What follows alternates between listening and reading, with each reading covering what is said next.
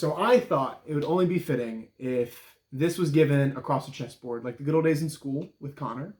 But unfortunately, Connor, because I get to decide everything now, I get to move first. So before we get started with this whole speech, I need to tell everybody I had a conversation with Anna before this all started, and I promised her I wouldn't bring up the fact that I had originally called dibs on Connor. It was my boyfriend first.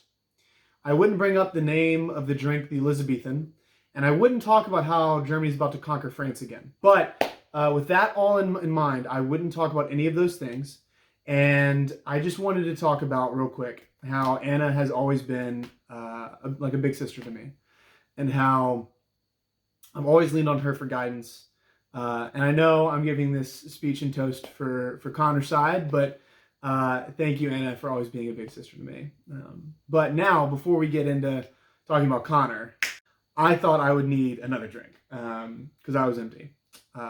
But my relationship with Connor has been a little bit more fluid than with Anna, because with Anna, she's always been my big sister. But for Connor, you know, he and I get to wear that hat, big brother, back and forth sometimes. For instance, if we're ever playing chess, Connor's definitely the big brother because he's showing me who's boss. If we're talking about the concept of time, I'm probably the big brother because we like to talk about the analogy God's cube. He hates it, so that's why I get to be the big brother in those situations. And, you know, in the tough times in life, you know, if I'm, to be serious, if I'm ever losing a family member or someone new is coming into my life, Connor's always the big brother. He always gets to be the one who's giving me guidance, and I lean on him very heavily throughout life. But the few times I get to be the big brother, I'd say more fun. For example, there was this one spring break trip a few years back where we brought in some of my friends and some of other friends from other people's lives, and Connor and Anna first met. And coming back from the beach, Anna seemed to stub her toe one time, and it started to bleed. You know, it was a pretty jagged rock. So Connor's hanging out upstairs, and my friends and I burst in, and we're like, Connor, Anna just stubbed her toe. She needs medical attention. And he's like, she just stub her toe? I'm like, yeah, but she needs medical attention, bro. And he's like, well, we should like drive her to the hospital. And we're like, dude. So we stand him up, we give him the med kit, we shove him down the stairs, and he, of course, adds the antiseptic wipes, puts the Band-Aid on. He's the hero of the situation and absolutely kills it. And then the next night, we're all hanging out. We're trying to figure out where we want to go to dinner. And we figure out we want to go eat Mexican. So all the girls stand up and they go into the bedroom. And through the doors, we hear like whispering and giggling. And Connor kind of sits up and is like, what do you think they're talking about? And we're like, you stupid. They're definitely talking about you and Anna.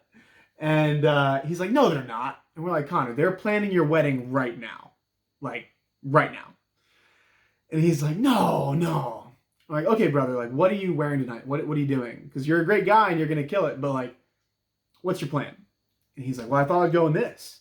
And we look down and he's wearing, like, his black leather dress shoes and, like, whatever slacks he's got and a t-shirt. And we're like, bro, come with us. So we're like, hey, did you pack a polo? He's like, no. So I throw him one of my polos. I'm like, did you pack any jeans? And he's like, yeah. So he puts on jeans. And we're like, okay, so Anna's in to men in uniform. So do you have your boots? And he's like, yeah, I got my boots. So he throws on his combat boots. And there's a picture out there somewhere of him in his boots, his jeans, and my polo posing for a picture with Anna before their first date. And we need to find that and give that to everybody. But I'm proud of that one moment of getting to be the big brother. Because Connor is always someone that I get to lean on, and always somebody who's there for everybody, not just me, but I'm sure many people in this room tonight have had situations where Connor's been their example of Christ. So I just wanted to raise a toast real quick to the best big brother and big sister anybody could have. Cheers, everybody.